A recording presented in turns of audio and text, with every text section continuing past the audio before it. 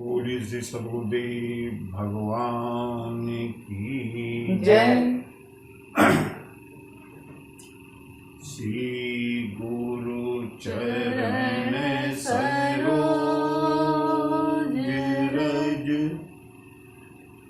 निज मन मुकुर सुधारि वरणहु रघुवर विमल यश जो दायक फल चारि बुद्धिहीन तनु जानिके सुमिरहु पवन कुमार बल बुद्धि विद्या देहु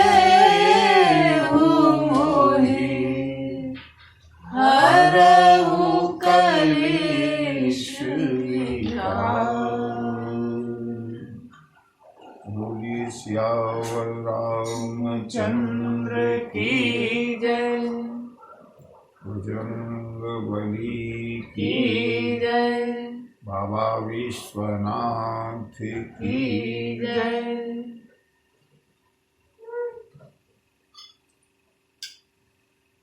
प्रेम से 2 बार भगवान नाम संकीर्तन और उसके बाद कथा भागीरथी में हम लोग प्रभु इच्छा के अनुसार डुबकियां लगाएंगे। प्रारंभ करते हैं हरि नाम संकीर्तन। हरे राम राम राम सीता राम राम राम हरे राम राम राम सीता राम राम राम हरे राम राम राम सीता राम राम राम हरे राम राम राम सीता राम राम राम हरे राम राम राम सीता राम राम राम हरे राम राम राम सीता राम राम राम हरे राम राम राम सीता राम राम राम हरे राम राम राम सीता राम राम राम हरे राम राम राम सीता राम राम राम हरे राम राम राम सीता राम राम राम हरे राम राम राम सीता राम राम राम हरे राम राम राम सीता राम राम राम हरे राम राम राम सीता राम राम राम हरे राम राम राम सीता राम राम राम हरे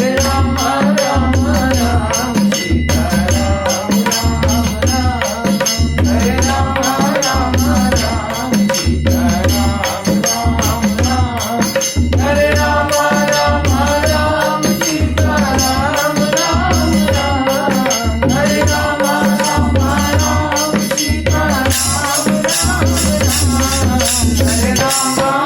हरे राम हरे राम हरे राम राम राम सीता राम राम राम हरे राम राम राम सीता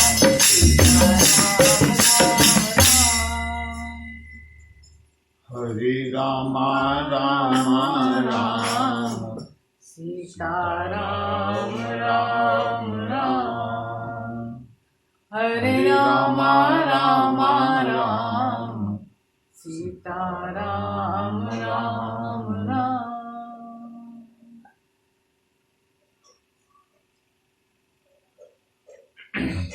मंगल भवन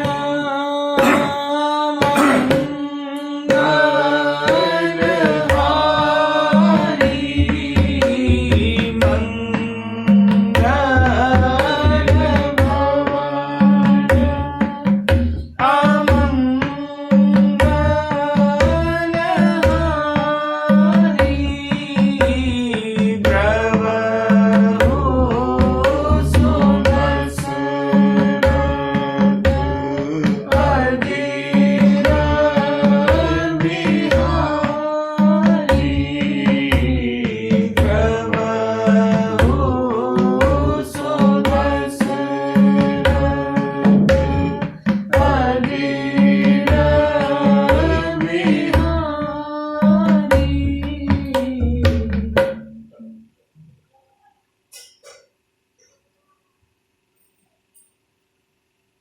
कबीर ने कहा, किसी ने कबीर जी से कहा, कुछ मांग लो परमात्मा से, आप तो परम योगी हैं, सिद्ध हैं, दरिद्रता में जीवन जी रहे हैं, जुलाहे का कर्म करके। कबीर जी ने बहुत अच्छी बात कही है। कबीर जी कहते हैं, कहा मांगू कछु थिर न रहाई, कहा मांगो कछु थिर न रहाई, देखत नयन चला जग जाई, देखत नयन चला जग जाई, कहा मांगो कछु थिर न रहाई। एक पल भी स्थिर रहता नहीं है। जो सनय सनय संसति इत संसार है, जो धीरे धीरे बदलता रहे, परिवर्तित होता रहे, सरकता रहे, उसका नाम संसार है। न ये शरीर कभी एक जैसा रहा, प्रतिपल परिवर्तनशील,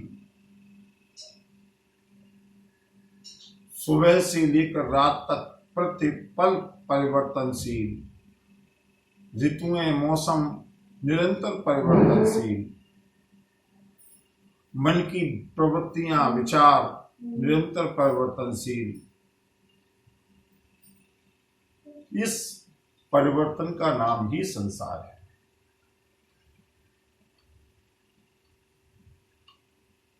आज बहुत अच्छे दिन हैं और कल कैसे दिन आने वाले हैं। शिवेदधीच हरिचंद नरेसा, जो चक्रवर्ती सम्राट थे अयोध्या के महाराज हरिश्चंद्र, उनको एक दिन शमशान घाट पर जाकर के नौकरी करनी पड़ी। इसका नाम संसार है।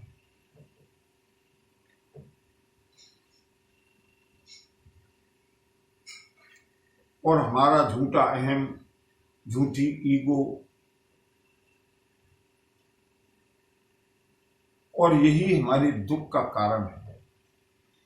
हम सोचते हैं कि जो भी परिस्थिति आज सुखद हमारे लिए है वो निरंतर बनी रहेगी, और जब भी उसमें व्यवधान होता है, व्यवधान होना स्वाभाविक है। जो मिला है उससे वियोग होना ही होना है।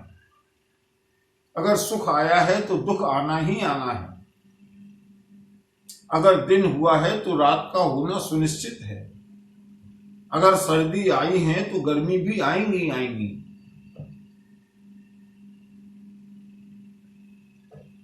If winter comes, can spring be far behind? इस द्वंद्व से ही ये संसार का निर्माण हुआ है। इस परिवर्तन का ही नाम संसार है।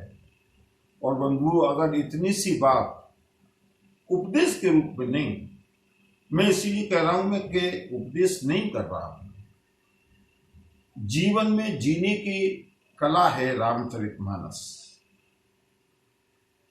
ये हमको ये सिखाती है कि देखो, इस भ्रम में मत रहो कि किसी की मेहरबानी से, किसी की कृपा से, किसी के जादू टोने से, किसी के चमत्कार से हमारे दिन अच्छे बने रहेंगे। और अगर इसके ऊपर कभी विश्वास किया तो निश्चित रूप से एक न एक दिन ऐसा धक्का लगेगा कि हमारी सारी आस्थाओं का महल, विश्वास का महल ढह जाएगा। क्यों? जिसे हम परमात्मा कहते हैं, जो मर्यादा पुरुषोत्तम हैं, जो प्रभु श्री राम हैं, जो चक्रवर्ती सम्राट के राजकुमार हैं, जो कल तक इतने वैभव और विलासिता में जीवन यापन कर रहे थे, आज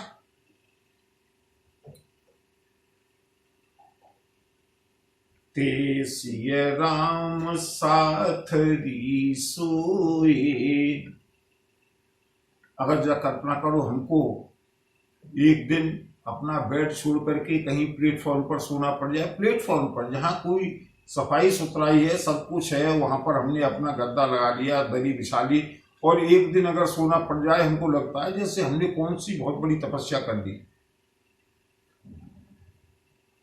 कुंभ में जाकर के अगर 2, 4, 6 दिन अगर वहां भगवती गंगा की बालू में अगर लेटने का अवसर मिल जाए, सौभाग्य मिल जाए, तो हमको लगता है कि हमने तो बहुत बड़ा त्याग कर दिया। श्री राम आज पथरीली जमीन पर पत्तों की चटाई बना करके बिना किसी बिछौने के भगवती जानकी के साथ विश्राम कर रहे। बंधु, अगर हम इससे कदाचित कुछ सीख सकें तो क्यों डिप्रेशन होगा। हाय, मेरे जीवन में इतने अच्छे दिन थे, अब मेरे जीवन में ऐसा हो गया। राम कथा सुनने वालों को कभी डिप्रेशन नहीं हो सकता। जिसने राम कथा को सुना है और गुना है, अनुशीलन किया है। अगर आज घर में किसी का जन्म हुआ है तो कल किसी की मृत्यु भी हो सकती है, होनी ही है। बी रेडी फॉर दैट, उसके लिए हमको तैयार रहना। निषाद राज गुरु ने अम्बा कैकेयी के ऊपर दोषारोपण किया, लांछन लगाया है। लक्ष्मण जी को एकांत में ले जाकर के कैकेयी नंदिन मंदमति कठिन कुटिलपन कीन, जेहि रघुनंदन जानकी, सुख अवसर दुख दीन। बंधु, आज का उपदेश, आज का जो प्रवचन है लक्ष्मण जी का, वो सुनने लायक है। निषाद गुरु ने एक शब्द का प्रयोग किया है, दुख दीन। कैकेयी ने दुख दिया, और यही तो शिकायत हमारी है। अमुक व्यक्ति ने मेरी नौकरी नहीं लगने दी, अमुक व्यक्ति ने विवाह नहीं होने दिया, अमुक व्यक्ति की वजह से मैं इलेक्शन हार गया, अमुक व्यक्ति की वजह से मेरा ये काम बिगड़ गया, अमुक व्यक्ति की वजह से मेरा ये काम बढ़ गया। जहां जहां हमारे काम बनते हैं वहां वहां हमको गुलामी करनी पड़ती है, और जहां जहां हमारे काम बिगड़ते हैं वहां वहां हमको ईर्ष्या हो जाती है, हमको द्वेष हो जाता है, हमको क्रोध आता है। अगर राग और द्वेष में सम रहना है, एक चीज रामचरितमानस की इस चौपाई को बंधु हमेशा गुनगुना लीजिएगा। जब भी जीवन में ऐसी परिस्थिति आए, जब भी लगे कि किसी ने हमको कष्ट दिया, कई बार हम देखते हैं उस व्यक्ति ने हमारे साथ ये उपकार कर दिया, माध्यम भले ही वो बना हो, लेकिन जिसने उपकार किया है, मैंने स्वयं ऐसे कई उदाहरण देखे हैं। अमुक व्यक्ति की वजह से हमारी नौकरी लग गई, और जिसकी वजह से लगी है उसकी लगी की नौकरी नहीं लगी। थोड़ा सा अगर चिंतन करें, जो भी कोई है बीच में केवल माध्यम है। हमको जो भी परिणाम मिल रहा है वो हमारे प्रारब्ध का, हमारे किए का परिणाम मिल रहा है, चाहे वो सुख के रूप में हो और चाहे दुख के रूप में। यहां जब कैकेयी के ऊपर अभियोग लगाया है, लांछन लगाया है, दोष लगाया है निषाद राज गुरु ने, क्या लक्ष्मण, हमेशा आवेश में रहने वाले लक्ष्मण, लेकिन क्या परिवार का संगठन है। लक्ष्मण चाहे राजमहल में भले ही क्रोधित हो गए हों, प्रभु श्री राम के सामने चाहे कभी भी क्रोधित हो जाएं, लेकिन बाहर का कोई व्यक्ति हमारे परिवार के विषय में 2 शब्द भी कहे, स्वीकार नहीं। लक्ष्मण जी ने भाव देख लिया, निषाद गुरु का भाव अच्छा है, इसलिए बड़े प्रेम के साथ बोले लखन मधुर मृदुवानी, ज्ञान विराग भगति रस सानी। राम सिया राम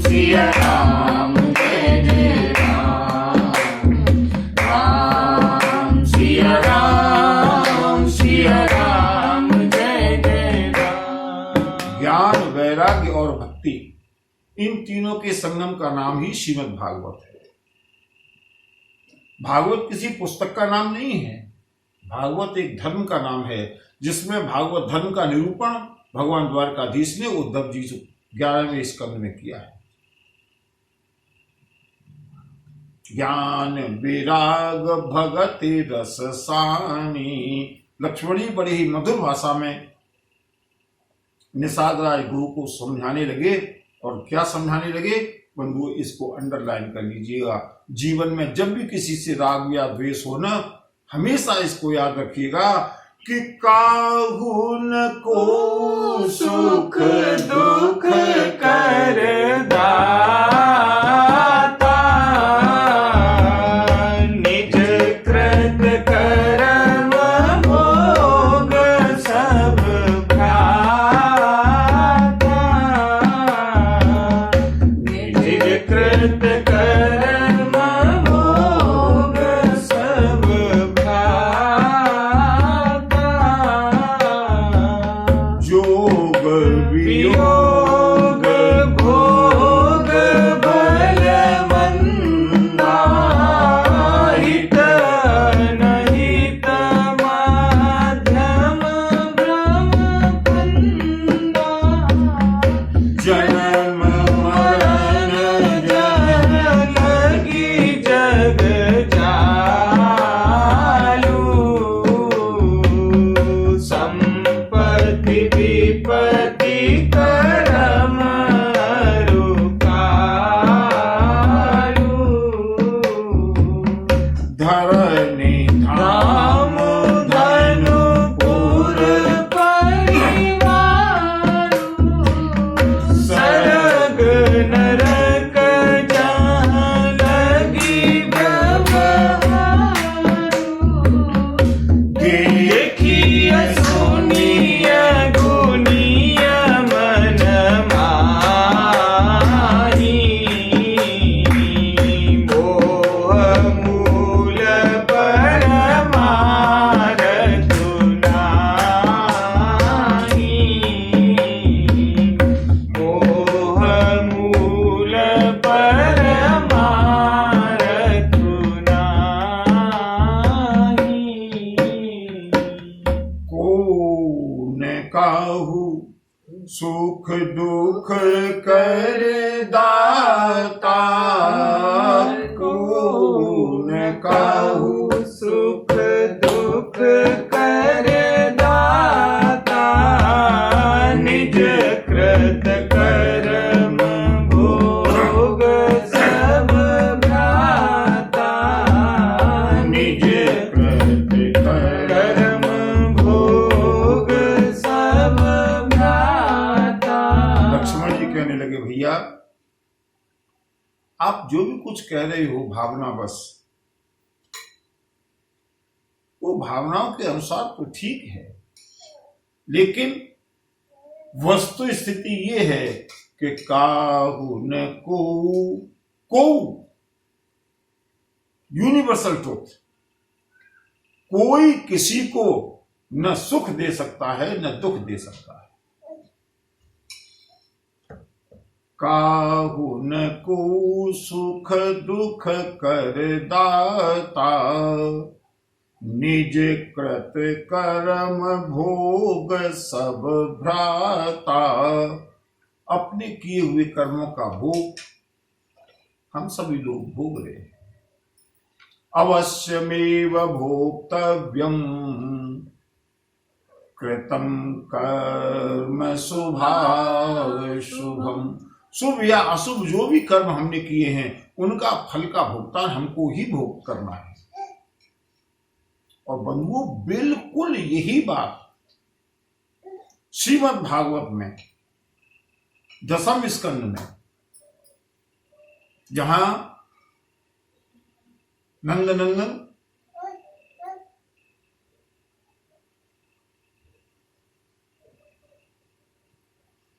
यज्ञ के, इंद्र के यज्ञ की को वर्जित करने के लिए कहते हैं, उस पूरे अध्याय को देखिएगा। भगवान श्री कृष्ण का उपदेश।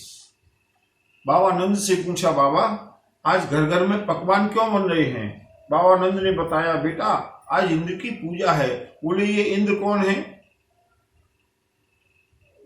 बाबानंद ने कहा ये बादलों की देवता है, उन्हीं की कृपा से बादल बरसते हैं। हम उनकी जब पूजा करते हैं तो वो प्रसन्न होकर के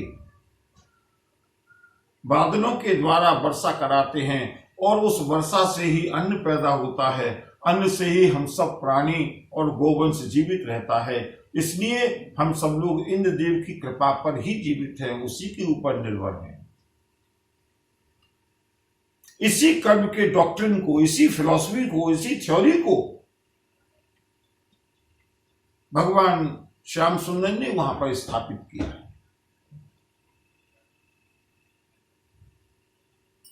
दो उद्देश्य, एक तो इंद्र के मोह का निवारण, इंद्र के भ्रम का निवारण, इंद्र के अहंकार का निवारण, और दूसरे ब्रजवासियों को कर्म की प्रधानता की शिक्षा देना। भगवान कृष्ण हो या प्रभु श्री राम हो, दोनों के जीवन में बंधु कर्म की प्रधानता है, भावना की प्रधानता है, लेकिन कर्म उससे भी ऊपर है। श्याम सुंदर वृंदावन को छोड़ करके मथुरा में गए हैं, सारा ब्रज विलपता रहा, लेकिन मथुराधीश ने कर्म को प्रधानता दी। इधर महाराज दशरथ विलपते रहे, छटपटाते रहे, लेकिन प्रभु श्री राम ने कर्म को प्रधानता दी। कर्म प्रधान। भगवान श्याम सुंदर ने कहा बाबा मैंने तो अब तक ये सुना है कि जो प्राणी जैसा भी कर्म करता है उसका उसको भोग मिलता है। अगर कोई अच्छा कर्म करेगा तो उसको अच्छा भोग मिलेगा, अगर कोई बुरा कर्म करेगा तो उसको बुरा भोग मिलेगा। लेकिन आप कह रहे हैं कि हम सब इंद्र की कृपा पर ही जीवित हैं, इंद्र की कृपा पर ही निर्भर हैं। यह सिद्धांत मेरी समझ में नहीं आता। हम किसी की कृपा पर निर्भर नहीं हैं, हम अपने कर्मों के ऊपर निर्भर हैं। और इतना स्पष्ट सिद्धांत भी आज हमारे देश के लोगों ने समझ नहीं पाया, जिसके कारण इतनी चीटिंग, कृपा के लिए तरसते हैं। जैसे कि कहीं जाम में कृपा फंसी हुई है, कृपा कैसे मिलेगी? फलानी देवी की पूजा कर लो, फलाने देवता की पूजा कर लो, फलाने से आशीर्वाद ले लो, फलाने तांत्रिक के पास चले जाओ, अमुक के पास चले जाओ, दिन फिर जाएंगे। बंधुओं, दिन तो फिरेंगे, लेकिन इन सब कामों से नहीं। और इसीलिए हमारी आस्था बार बार हिलती है, इसीलिए हमारी आस्था बार बार डगमगाती है, क्योंकि हमने सिद्धांत को, मूल को कभी समझने का प्रयास ही नहीं किया। कौन किसको सुख दे सकता है, कौन किसको दुख दे सकता है? बंधुओं, किसी का सामर्थ्य नहीं है जो किसी को दुख दे दे, और किसी का यह भी सामर्थ्य नहीं है जो किसी को कुछ सुख दे दे, क्योंकि देने वाला दाता एक राम, भिखारी सारी दुनिया, दाता एक राम, भिखारी सारी दुनिया, दाता एक राम, भिखारी सारी दुनिया, भिखारी सारी दुनिया, देव एक राम, पुजारी सारी दुनिया, देव एक राम, पुजारी सारी दुनिया, पुजारी सारी दुनिया, दाता एक राम, भिखारी सारी दुनिया, दाता एक राम। अकबर ने कितने बार प्रलोभन दिए? सूरदास को प्रलोभन दिया, फतेहपुर सीकरी का राज्य दे देंगे तुमको, हमारी दरबारी कभी बन जाओ।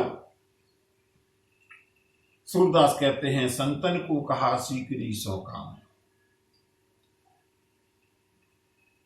अकबर ने गोस्वामी तुलसीदास जी के लिए प्रलोभन दिया, हम तुमको बंसरदार बना देंगे। तुलसी कहते हैं नहीं शहंशाह, हम चाकर रघुवीर के, और पटो लिखो दरबार, तुलसी अब कहाँ होंगे, एक नर के मन सब। हम तो रजिस्टर्ड दास हैं, हम चाकर रघुवीर की। हमें अगर कुछ लेना होगा, देना होगा, जो भी कुछ करना होगा, एक जगह, एक भरोसो एक बल, एक आस विश्वास, एक राम घन श्याम हित, चातक तुलसीदास। शुभ कर्म करने चाहिए, अनुष्ठान करने चाहिए, जप करना चाहिए, सारे काम करने चाहिए, बहुत अच्छी बात है। देवी देवताओं की पूजा भी करनी चाहिए। क्यों? क्योंकि ये सारे शुभ कर्म हैं और शुभ कर्म का परिणाम हमेशा सुखद होता है। हमने जो भी अशुभ कर्म किए हैं वो अशुभ कर्म की कोटि में गए हैं। अगर हमको सुख चाहिए, शुभ कर्म करना प्रारंभ करें।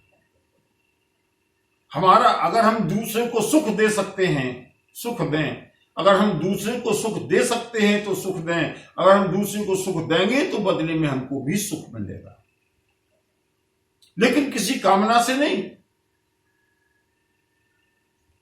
जो जस करई सो तस फल चाखा। और इसके बाद उपनिषदों का ज्ञान दिया है शेषावतार लक्ष्मण जी ने। सुनो भैया, जोग वियोग भोग भल मंदा। बंधुजा ध्यान से सुनिए, हमने कई बार अखंड रामायण का पाठ किया है। ये चौपाई ऐसे निकल जाती हैं जैसे शताब्दी एक्सप्रेस कहीं छोटी मोटी स्टेशनों पर रुकती ही नहीं, समझ ही नहीं पाई।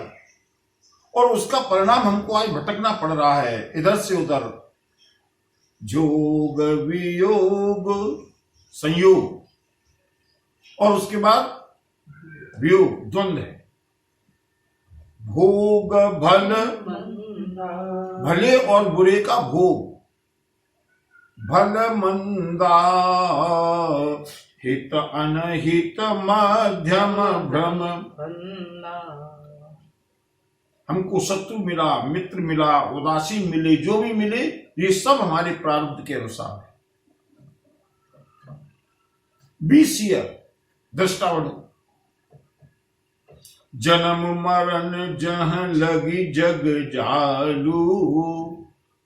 जन्म लेना, मरना, संसार के जितने भी जंजाल हैं, संपत्ति विपत्ति कर्म अरु कालू। संपत्ति आना, विपत्ति आना, कर्म और काल, जितने भी जंजाल हैं। लक्ष्मण जी कहते हैं धरन धाम धनुपुर परिवारू। धन हो, परिवार हो, परिजन हो, धाम हो, संपत्ति हो, और केवल यहीं तक नहीं, सरगुण रखो जहां लगे व्यवहारू। जहां तक मन जाता है, चाहे स्वर्ग हो या नरक हो। देखिए सुनिए गुनीय मन माही। मोह मूल परमारथ नाही। मोह मूल परमारथ नाही।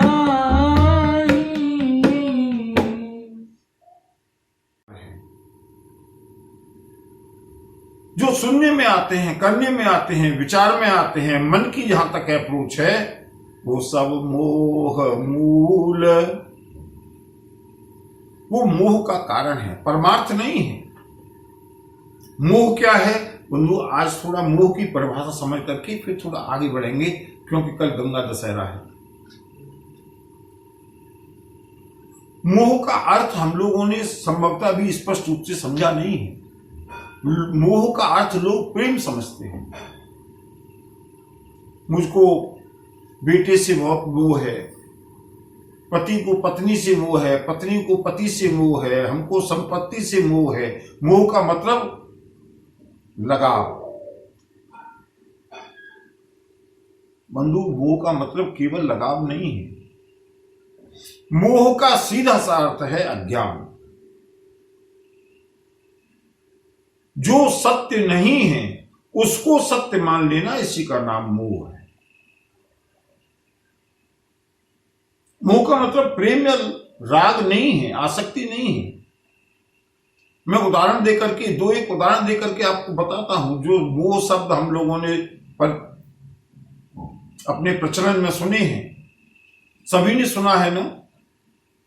राम कथा में नारद जी को मोह हुआ। मोह हुआ इसका मतलब प्रेम नहीं हुआ, अज्ञान। जो वास्तव में नहीं था वहां पर फंस जाना। श्रीमद् भागवत की कथा में हम लोग सुनते हैं इंद्र को मोह हुआ। इंद्र को मोह हुआ मतलब इंद्र को किसी से प्रेम हो गया, आसक्ति हुई नहीं, अहंकार। जहां जो इस वस्तु स्थिति नहीं है, महर्षि पतंजलि ने इसको विपर्य कहा है। जिसकी एग्जिस्टेंस नहीं है, जिसका अस्तित्व नहीं है। ब्रह्मा जी को मोह हुआ।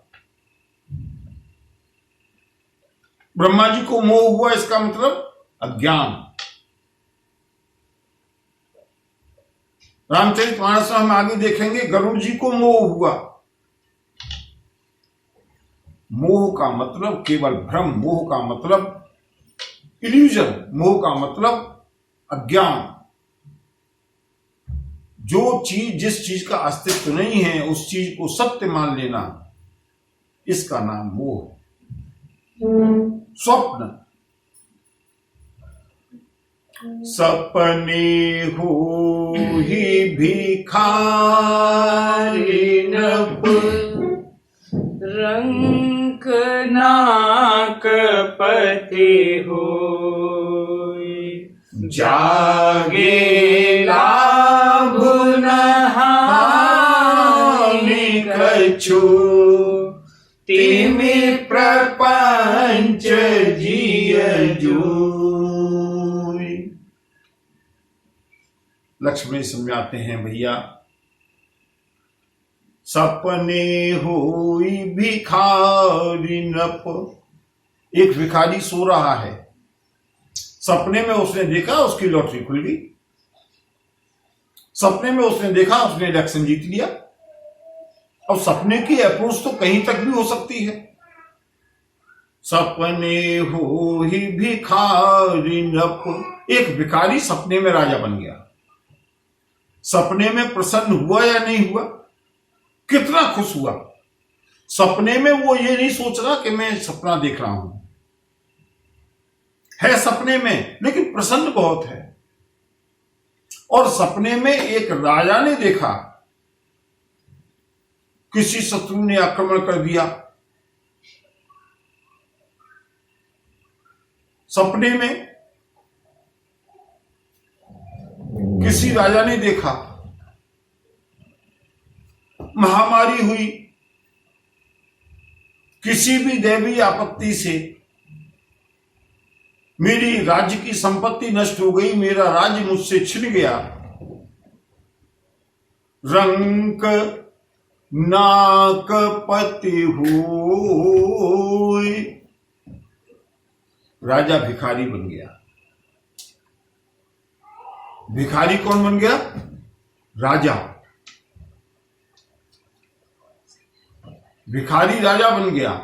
और राजा भिखारी बन गया। लेकिन किसमें? सपने में। सपने में भिखारी बहुत खुश है और सपने में राजा बहुत दुखी है। लेकिन बंधुओं जरा विचार कीजिएगा कि जागे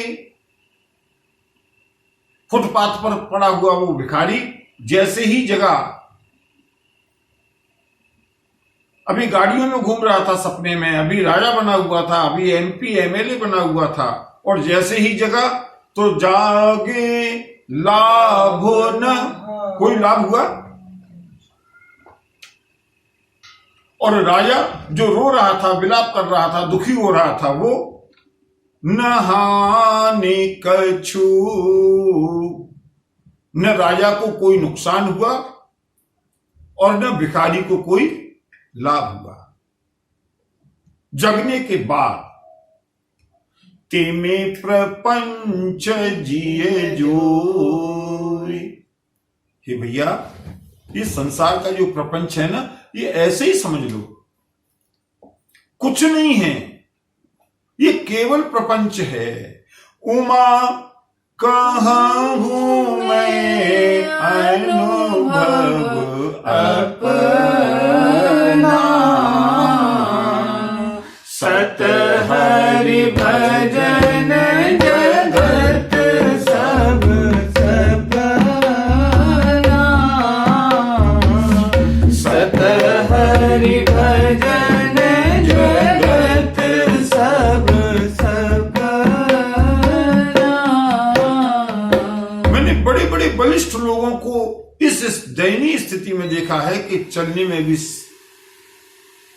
समर्थ नहीं होते, और फिर वो रोते हैं, हमारी वो जवानी थी, हमारा वो समय था, अब सब सपना हो गया।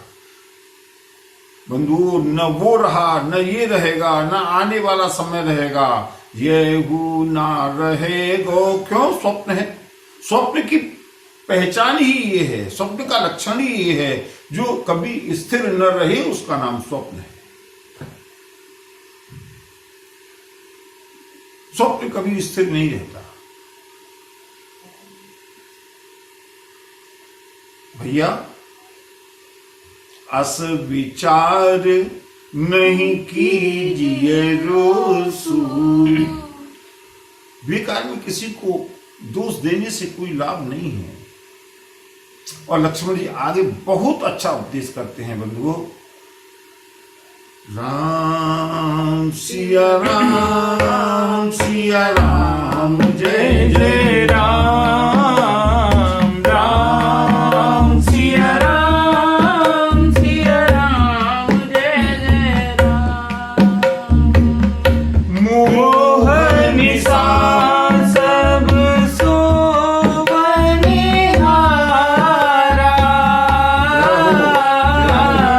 देखिए सपन अनेक प्रकारा। जग जामिनी जागही जोगी, परमारथी प्रपंच वियोगी। राम सिया राम, सिया राम, जय जय राम। राम सिया राम, सिया राम, जय जय राम। सुनो भैया निषादराज, मोह निशा, अगले शब्द के नीचे अंडरलाइन, सब कोई बचा नहीं है। सुर नर मुनि को नाहि, जो न मोह माया प्रबल, अस विचार मन माहि, भजिय महामायापति। ऐसा कोई है ही नहीं। मोह निशा सब सोवनिहारा,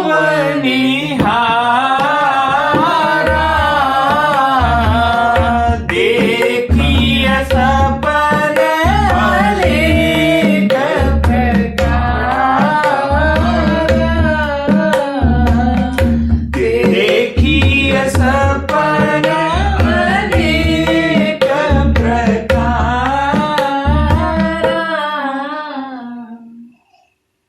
सब सो रहे हैं। श्रीमद् भगवत गीता में भगवान द्वारकाधीश ने भी यही समझाया, या निशा सर्वभूतानां तस्यां जागर्ति संयमी। जो परमार्थी हैं, जो योगी हैं, जो भक्त हैं, जो संत हैं, जो महापुरुष हैं, जो ज्ञानी हैं, जो वैरागी हैं, वो जगते हैं। बाकी मोह निशा सब सो बनिहारा, सब सो रहे हैं और सपना क्या देख रहे हैं? मैं बच्चा हूं, मैं ब्राह्मण हूं, मैं बनिया हूं, मैं क्षत्रिय हूं, मैं धनवान हूं, मैं गरीब हूं। और ये सपना ऐसे बदलता है। बंधु, अगर समय मिले ना तो आज के इस उपदेश को धीमे धीमे करके कई दिन तक सुनना और उसका अनुशीलन करना, चिंतन करना, क्या ये वास्तव में सही है या केवल राम कथा का एक भाग है? राम कथा का भाग तो है ही, लेकिन कितनी यथार्थता है। वैराग्य के लिए बंधुओं संजीवनी है। मोह निशा सब सो बनिहारा। कोई गरीब बनने का सपना देख रहा है तो कोई अमीर बनने का सपना देख रहा है, कोई राजा बनने का स्वप्न देख रहा है तो कोई रंक बनने का स्वप्न देख रहा है, कोई साधु बनने का स्वप्न देख रहा है तो कोई गृहस्थ बनने का स्वप्न देख रहा है। सब स्वप्न है। कोई रोगी होने का स्वप्न देख रहा है तो कोई स्वस्थ होने का स्वप्न देख रहा है, कोई सुखी होने का स्वप्न देख रहा है तो कोई दुखी होने का स्वप्न देख रहा है। कहीं कहीं जन्म का स्वप्न है तो कहीं कहीं मृत्यु का स्वप्न है। सब सो बनिहारा। मालूम कैसे बड़े स्वप्न है? बोले चाहे जन्म हो या मृत्यु हो, स्वस्थ हो या अस्वस्थ हो, सुखी हो या दुखी हो, टिकता कुछ नहीं है। स्वप्न टिकता नहीं है।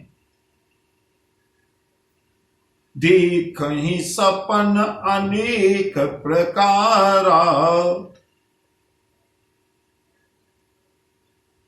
भगवान द्वारकाधीश ने कितनी बार श्रीमद् भगवत गीता में समझाया, अर्जुन ये जितने भी सुख दुख है ना, सपने हैं। आगमा पाइनो नित्यान, सब आने आने वाले हैं, टिकने वाला कुछ नहीं है। तान तितीच्छ स्वभारत, उनकी तितीक्षा करो, उनको सहन करने का अभ्यास करो। सब सो रहे हैं और यही जग जामिने जागहि जोगी, परमार्थी प्रपंच वियोगी। जो प्रपंच से ऊपर उठ गए हैं,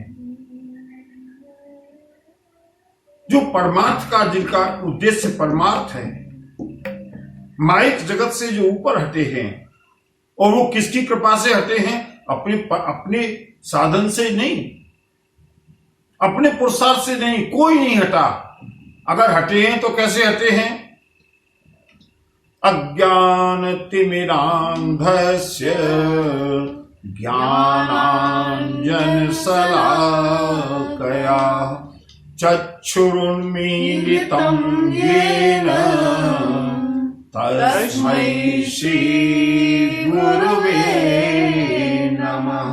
तस्मै श्री गुरुवे नमः।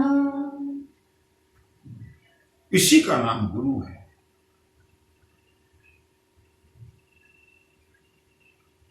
जिसके ऊपर गुरु कृपा है, जिसके ऊपर प्रभु कृपा है, वो जग रहा है और वो देख रहा है। देखिए, एक बहुत सजीव सा चित्रण देखिएगा।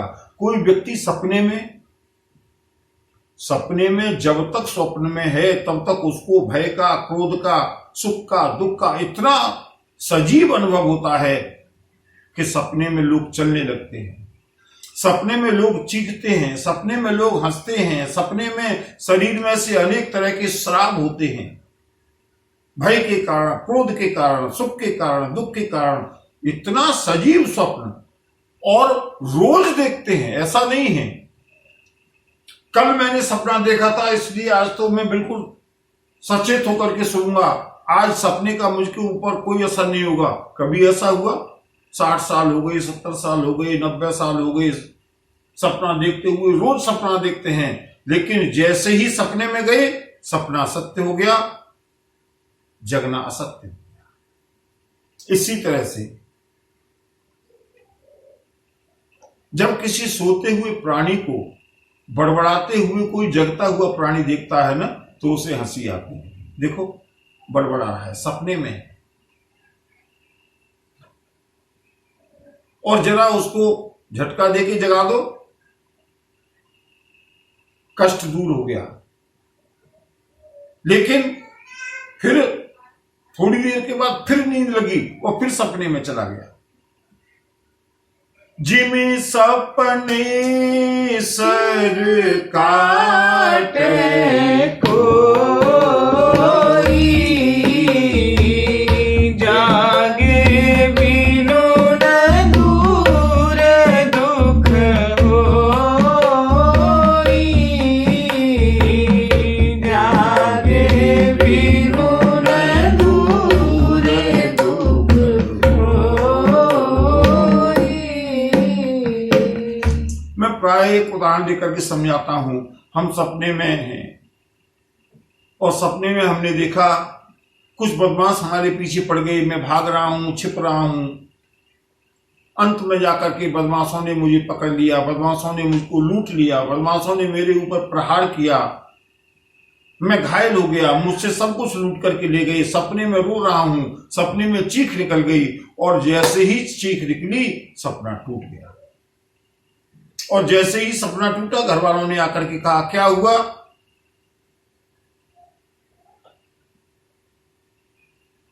सपने में मुझको बदमाशों ने लूट लिया, जाकर के एफआईआर करा दो। कौन से थाने में एफआईआर होगी? कोई एफआईआर लिखेगा? कोई एफआईआर कराने जाएगा? नहीं।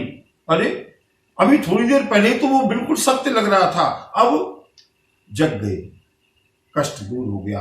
जब तक जगेंगे नहीं तब तक इस संसार के सुख और दुख से, हमारा प्रपंच से हमारा रिश्ता टूटेगा नहीं। अब ये कैसे मालूम पड़े कि जगे या नहीं जगे? राम सिया राम सिया राम, जय जय राम, राम सिया राम, सिया राम, जय जय राम। जानिए तब ही जीव जग जागा, जब सब विषय विलास विरागा। राम सिया राम, सिया राम, जय जय राम, राम सिया राम, सिया राम, जय जय राम। कोई विवेक मोह भ्रम भागा, तब रघुनाथ चरण अनुरागा। राम सिया राम, सिया राम, जय जय राम, राम सिया राम, सिया राम, जय जय राम। जानिए तब ही जीव जग जागा। ये नॉर्म है, ये क्राइटेरिया है, ये पहचान है। हम सपने से जगे या नहीं, शमशान में गए, अंतिम संस्कार किया अपने स्वजन का, थोड़ी देर के लिए हमको बहुत वैराग्य हो गया, लगा कि हम तो जग गए, सपना टूट गया, लेकिन उसके तुरंत बाद दूसरा सपना शुरू हो गया। जानिय तब ही जीव जग जागा। कब? बोले जब सब विषय विलास विरागा। कुछ अपना है ही नहीं जब यहां पर, किससे राग, किससे द्वेष? सिद्धार्थ जग गए। जगने का परिणाम हुआ कि वो बुद्ध भगवान हो गए। बोली बुद्ध भगवान की है। जब सब विषय विलास विरागा। जब विषयों से मन उचट जाए, जैसे जैसे उचटने लगे और फिर मन फंसने लगे, समझ लो सपना टूट तो रहा है लेकिन फिर से सपना शुरू हो गया।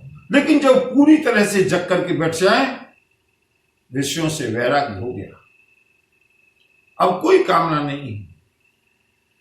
और जब वैराग्य हो जाएगा तो हो ही विवेक मोह भ्रम भागा। तब रघुनाथ चरण अनुरागा। सिया राम जय जय राम।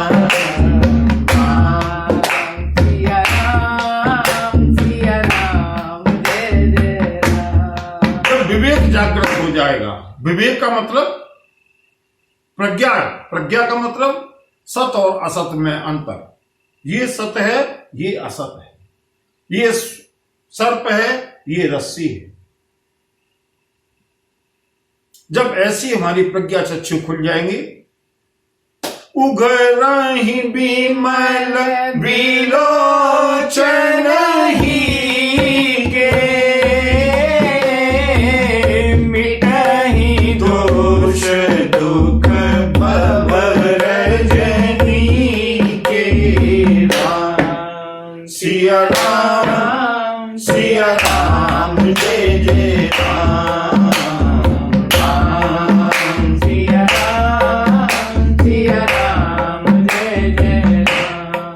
विवेक जागृत होगा। और विवेक कब जागृत होगा? विवेक जागृत होने का तरीका क्या है? बोले बिनु सत्संग विवेक न होई। राम कृपा बिनु सुलभ न सोई। सिया राम जय जय राम।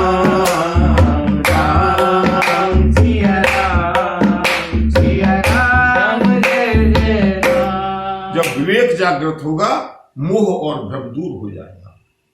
जब मोह और भ्रम दूर हो जाएगा, तब प्रभु के चरणों में अनुराग पैदा होगा। बंधुओं, राग, राग के बाद वैराग और वैराग के बाद अनुराग। संसार से राग, राग से आगे चले वैराग, और जब वैराग्य हमारा दृढ़ हुआ तो प्रभु के चरणों में तब रघुनाथ चरण अनुरागा। सुनो भैया, सखा परम परमारथ एहू। मन क्रम वचन राम पद नेहू। बंधु, बड़ा दिव्य उपदेश दिया है। लेकिन प्रभु की इच्छा यह है कि कल गंगा दशहरा है ना, लक्ष्मण जी ने कहा भैया निषाद राज, भैया गो। प्रभु के चरणों में प्रेम होना यही जीवन का वास्तविक लक्ष्य है। ये सुख दुख तो न जाने कितनी बार आए, कितनी बार चले गए। प्रातः काल हुआ है, मेरे प्रभु श्री राम जगे हैं। सकल सोच कर राम नहावा, और सोची सुजान बट क्षीर मंगावा। प्रभु ने निषादा घोष से कहकर के बड़ का दूध मंगाया है।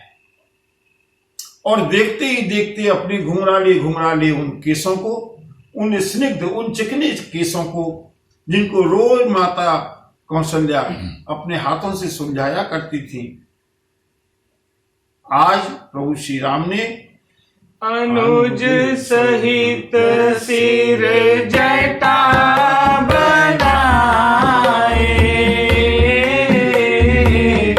देखी सुमंत्र नयन जल छाए। राम सिया राम सिया राम जय जय राम।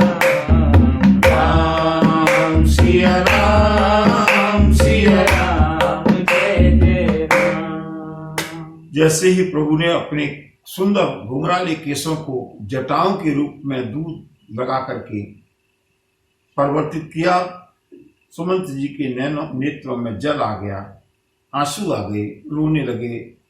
विचार किया अब महाराज दशरथ का संदेश कहने का ये सबसे सुंदर अवसर है। हाथ जोड़कर कहने लगे,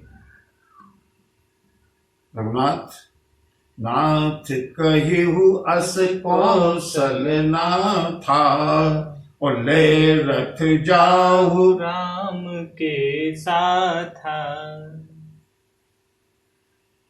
महाराज की आज्ञा से ही मैं आपके साथ हूं।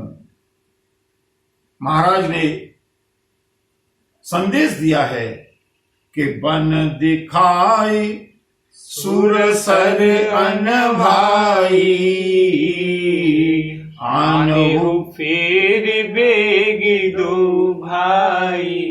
गंगा स्नान करा के, वनों का भ्रमण करा के दोनों भाइयों सहित मेरी कुलवधू को वापस ले आना। हे राम, हे राजकुमार, महाराज का जो संदेश था वो मैंने आपको सुना दिया। अब आपका जैसा आदेश हो। न पास कहिहु गुसाई जस, कहि करऊं बलि सोई, कर बिनती पायन परिउ, और दीन बाल जिमि रोई।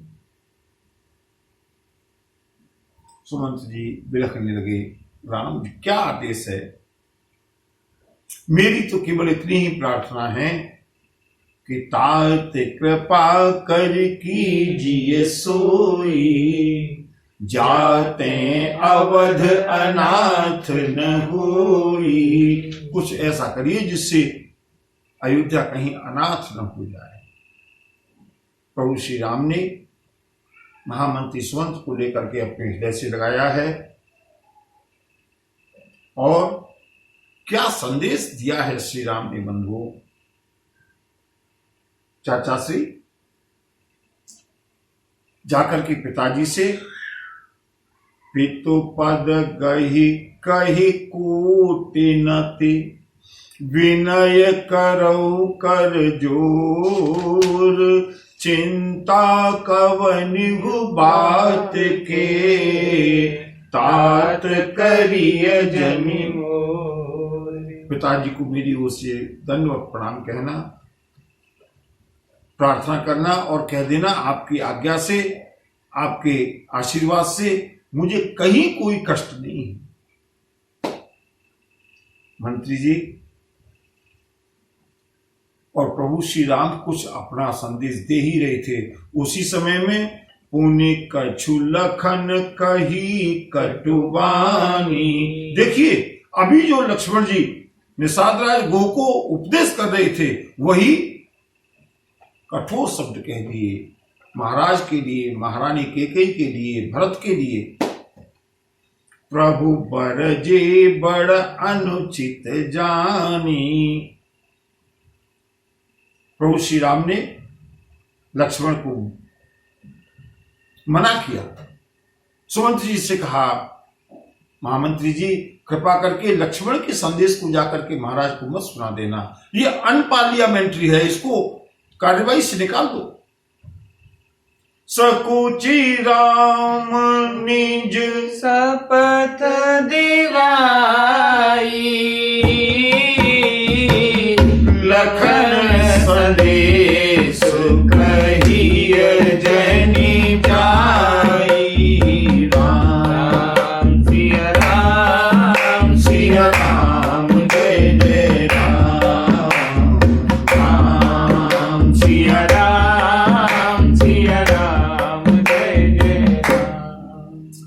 श्री राम ने अपनी सौगंध दी है, तातश्री आपको मेरी सौगंध है, लक्ष्मण के शब्दों को जाकर के महाराज के सामने मत सुना देना। और बंधुओं, अब महाराज का दूसरा संदेश भगवती वैदेही के लिए, भगवती मैथिली के लिए जो था, सुमंत जी ने सुनाया है। महाराज का आदेश है, महाराज का संदेश है, महाराज का अनुरोध है, कम से कम मेरी बिटिया मैथिली को तो वापस भेज देना।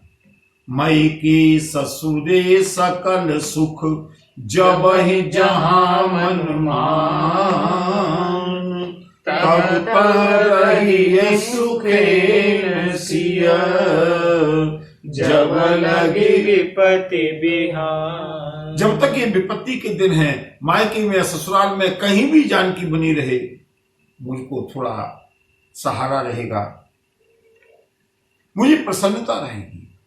कम से कम मेरी बहू रानी को, मेरी बिटिया को, मेरी मैथिली को अवश्य वापस ले आना।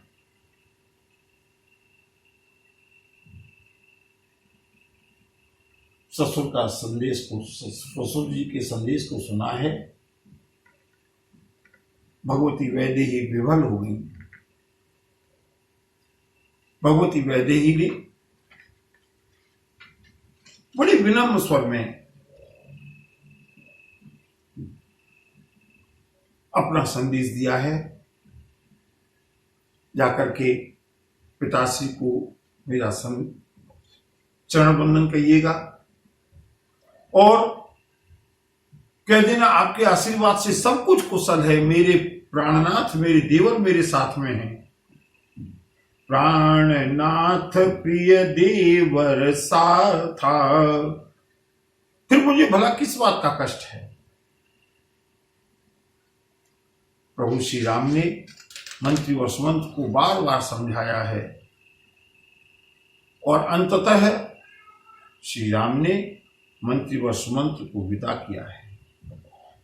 मिट जाए नहीं राम रजाई, कठिन करम गति कछु न बसाई। और अंत में राम लखन सिय पद सिरुनाई,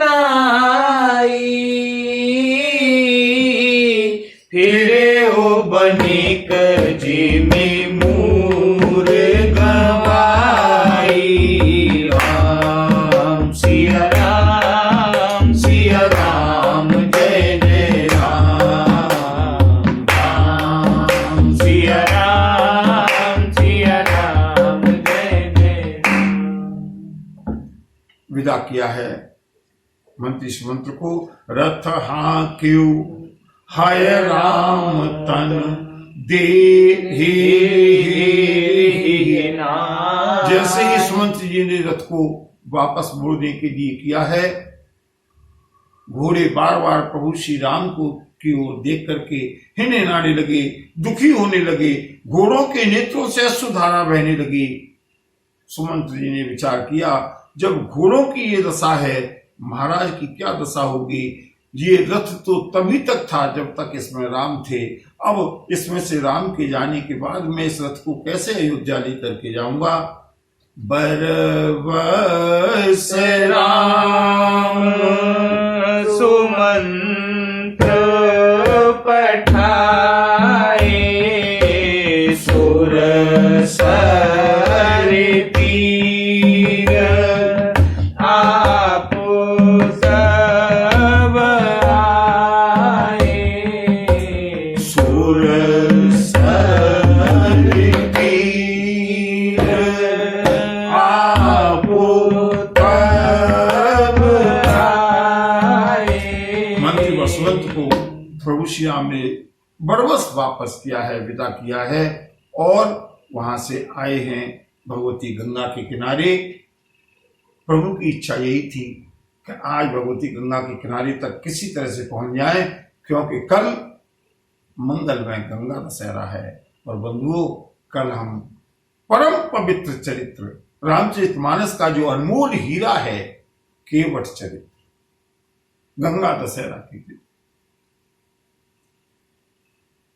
संपूर्ण गंगा स्नान का लाभ, गंगा स्नान से भी कई गुना सुविधाजनक स्नान।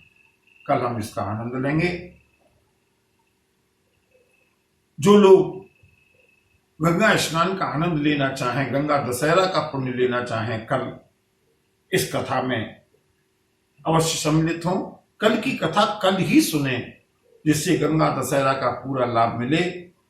इन्हीं शब्दों के साथ बोलिए श्री सद्गुरुदेव भगवान की जय। भक्त वत्सल भगवान की जय। नमः पार्वती पतये हर हर महादेव।